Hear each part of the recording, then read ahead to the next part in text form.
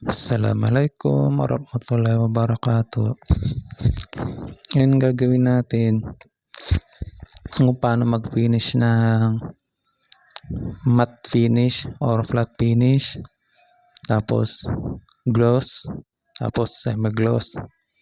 Ngayon, gagawin natin kung paano magtimpla. Itong hinahalo natin is flattening paste. Gilder flattening paste. Acrylic po siya, automotive acrylic. Ang paghalo ng flattening paste, mas maganda pag magkasing dami sila, baga 50-50 or 1:1. Kasi ito yung kulay natin, siya, bright white siya, pero tinimplahan ko na ng kulay siya. May siya, pinaghalong yan, pula tsaka dilaw. Ito. Kailangan lang magkasing dami sila. Papantayin natin yung niya, dami ng kulay. Ang gagawin natin para makabuo tayo ng flattening na flat finish or matte finish. Ay magkasing dami sila. Para makita natin yung resulta ng pagiging flat niya. Kasi pag sobrang dami ng flattening paste, pangit na tingnan eh. Siya, patay na masyado yung kulay niya. Ayan. Tapos lagyan natin ng Weber acrylic thinner. Weber lang gamit namin kasi yan ang mura eh. Pero mas maganda gamitin yung Gilder na thinner. Kasi yun nga lang, may kamahalan yun. Gilder na thinner. Kaya Weber lang ginagamit namin na thinner. Pwede na rin naman siya.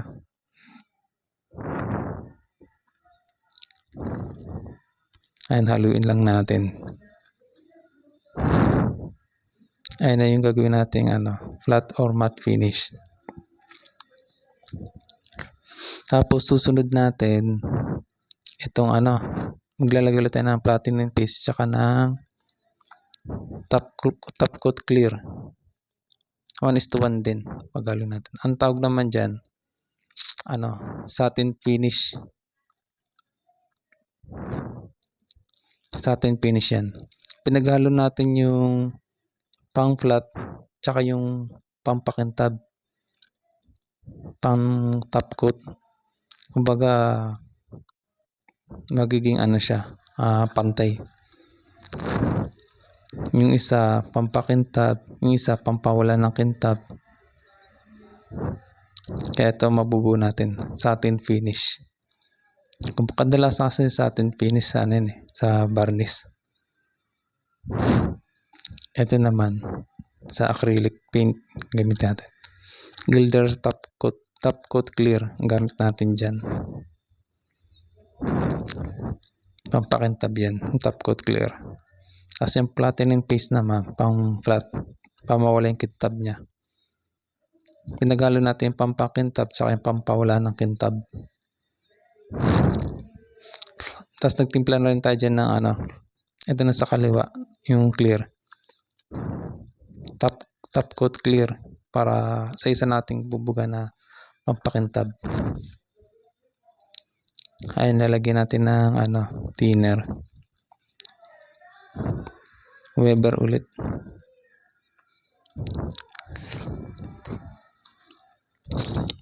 Tapos haluin.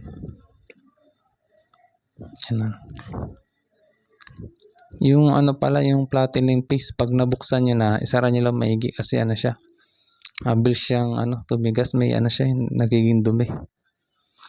Yan ang problema sa flattening paste. Nagiging pag nabuksan na, tapos dinatakpan, magbubuo siya.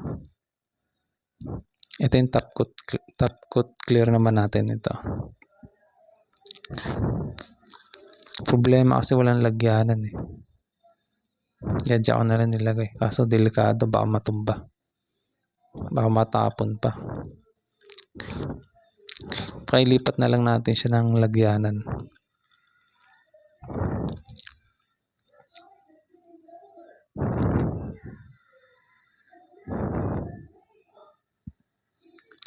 Ayun, lagyan na lang natin dyan. Okay lang yan kahit may konting kulay. Konti lang naman yan.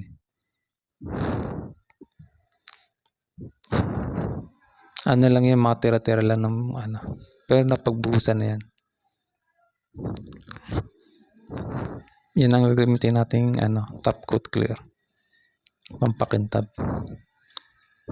Siyempre, gagamitin natin kung ano yung ganyan din ang kulay. Hindi pwede sa ibang kulay.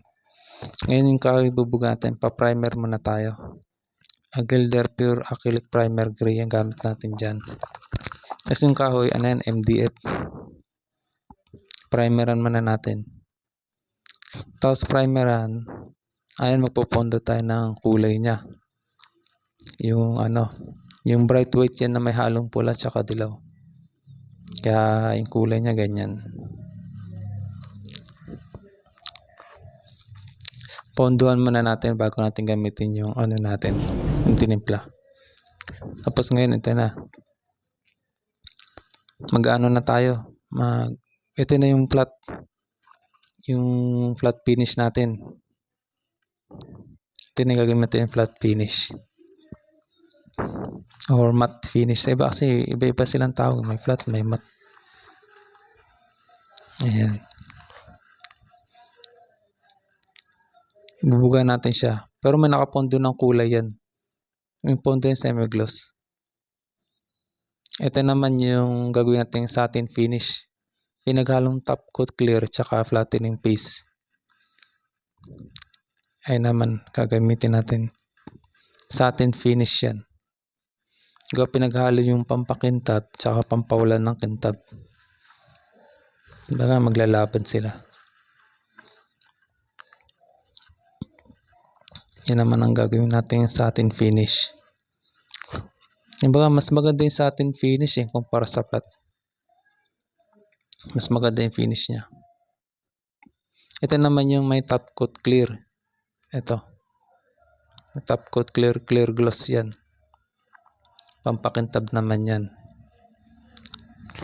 Ayan yung gagamitin natin.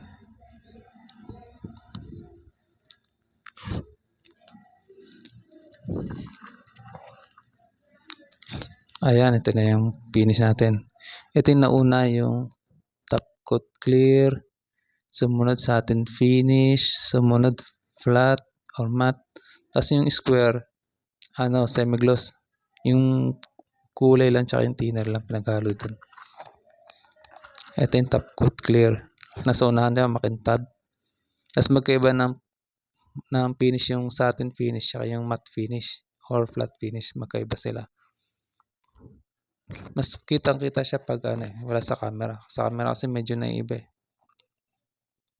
Tapos yung square, ayun, semi-gloss lang yan. Ayan, ayun yung finish natin.